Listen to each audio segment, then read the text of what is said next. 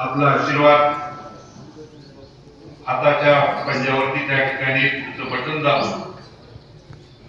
आशीर्वाद द्या विनंती करण्यासाठी आपल्या सोलापूरच्या महाविकास आघाडीच्या लोकप्रिय उमेदवार आदरणीय प्रणितीताई शिंदे या ठिकाणी आपला आशीर्वाद मागण्यासाठी आले आहेत।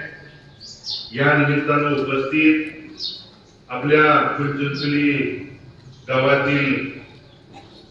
ज्येष्ठ मार्गदर्शक आदरणीय कल्याणराव बाप्पा पाटील, आदरणीय नारायण जाधव, भीमा सहकारी साखर कारखान्याचे संचालक आदरणीय दिलीप वाघ, मारुती वाघ, अशोक जाधव सर, चंद्रशेखर जाधव, संग्राम जाधव, आदरणीय डॉक्टर दिमिशे, लक्ष्मण काळे पाटील, लक्ष्मण जाधव, भारत नाना जाधव, सावता जाधव, उपस्थित या गावातील सर्व वडीलधारी मंडळी, उपस्थित पत्रकार बंधू आणि तरुण सहकारी,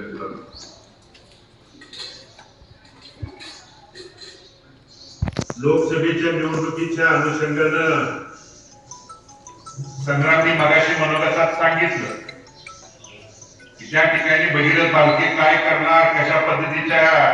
चर्चा आपल्या या तालुक्यात आजूबाजूच्या भागात पंढरपूर आणि मंगळवेढ्यात त्या ठिकाणी सुरू होत्या। परंतु माझ्या वडिलांनी त्या ठिकाणी आम्हाला शिकवण दिली आहे,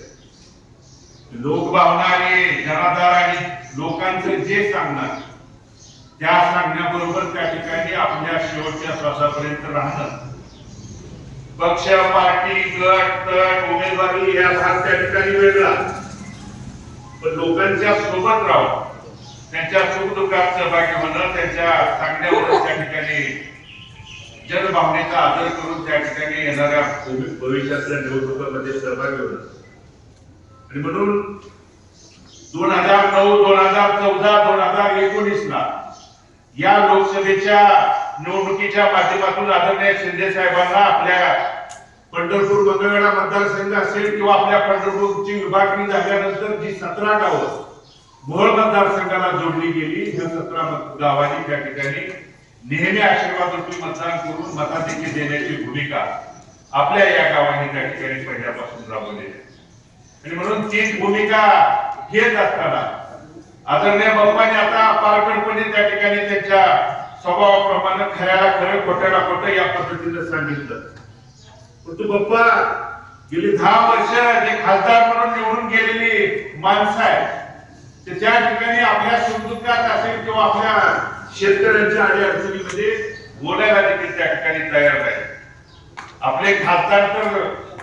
या गावातल्या किती लोकांनी बघितले हा संशोधनाचा त्या ठिकाणी भाग आहे। आणि म्हणून महत्वाच्या वेळी त्यांचं मौन व्रत असतं। एखाद्या कुठल्याही, मला काही आठवतंय डीपीडीसीच्या अनेक मीटिंग तुम्ही त्या ठिकाणी हजर असायचा,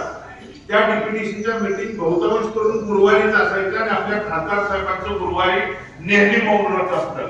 ते फक्त चिठ्ठी देतात, माझं मौन व्रत आहे, मी बोलू शकत नाही। मग आमच्या वेदना, आमच्या शेतकऱ्याचं म्हणणं, आज उशाची पाणी आहे परंतु लाईटची परिस्थिती 2 तासाच्या वर,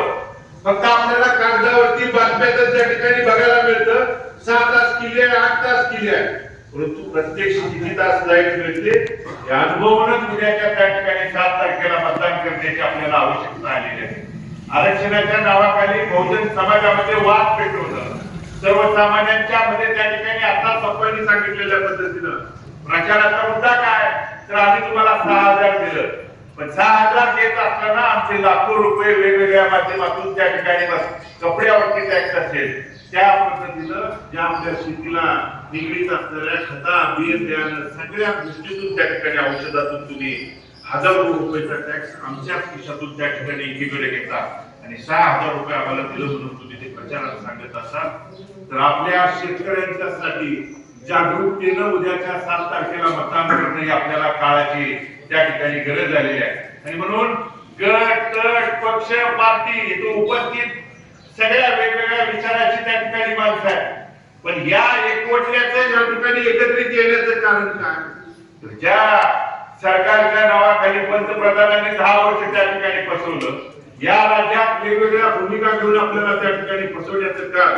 गेल्या 10 वर्षापासून त्या ठिकाणी सुरू आहे। हे कुठं जर थांबवायचं झालं तर आपापसात आपल्या त्या ठिकाणी मतभेद असतील, गट त्या ठिकाणी बाजूला सारून उद्याच्या 7 तारखेला पण प्रामाणिकपणे मग कोण पुढा आहे वगैरे पुढा म्हणून मी त्या ठिकाणी एखाद्याने विरोध करायचा, परंतु या वेळची जर बारकी चूक आपल्याला त्या ठिकाणी झाली तर उद्या ज्या पद्धतीनं 10 वर्ष आपण जवळून त्या ठिकाणी भोगलंय ती पुढच्या पिढीसाठी, शेतकऱ्यांच्यासाठी, सर्वसामान्यांच्यासाठी, नागरिकांच्यासाठी येऊ नये म्हणून ही विनंती करायला मी आपल्या गावापर्यंत आपल्या भागामध्ये त्या ठिकाणी आलेलो आहे. आणि म्हणून ताईंना त्या ठिकाणी सांगितलंय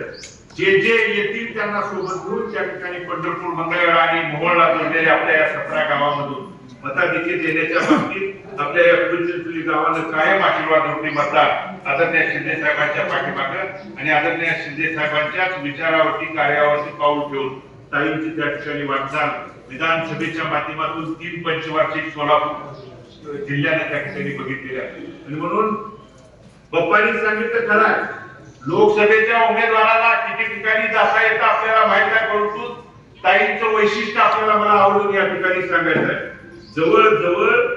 600 त्या ठिकाणी गाव आहेत आणि मोठी शहरं जवळजवळ 5. मग त्या ठिकाणी पंढरपूर असेल, मंगळवेढा असेल, मोहोळ असेल, अक्कलकोट असेल, दुधनी असेल किंवा सोलापूर सारखं लाखोच्या संख्येचं शहर असेल. या शहराच्या प्रत्येक भागात 600 गावात कमीत कमी माझा अंदाज आहे 450हून अधिक गावं तुमची त्या ठिकाणी गावभेटीच्या माध्यमातून प्रत्यक्ष त्या गावात जाऊन वडीलधारे असतील त्या ठिकाणी माता भगिनींचा आशीर्वाद मागण्यासाठी ताई आपल्यापर्यंत आलेले आहेत. मात्र पुढच्यानी फक्त त्या ठिकाणी वरून आदेश द्यायचा आणि चुकीच्या त्या ठिकाणी आपल्या मातृभूमीवरती बसणारी माणसं आहे. म्हणून आपली माणसाला तुम्ही अधिकारवाणीनं बोलू शकता. उद्या कुठलीही अडचण आली तर हे आपल्या हक्काची माणसं आहेत, हाताला त्या ठिकाणी धरून सांगू शकता की आमचं हे काम आहे, करू शकता. पण पुढं जवळ देखील जायचा अधिकार आपल्याला त्या ठिकाणी असणार नाही. म्हणून या सगळ्या सारासार गोष्टीचा विचार करून उद्याच्या 7 तारखेला आता त्या चिन्हावरती आपलं भरघोस असा आशीर्वाद गट तट पक्ष पार्टी याच्या पलीकडे जाऊन आपण सगळ्यांनी आशीर्वाद रूपी मतदान ताईंच्या पाठीमागे द्यावं ही कळकळीची आपल्या सर्वांना त्या ठिकाणी विनंती.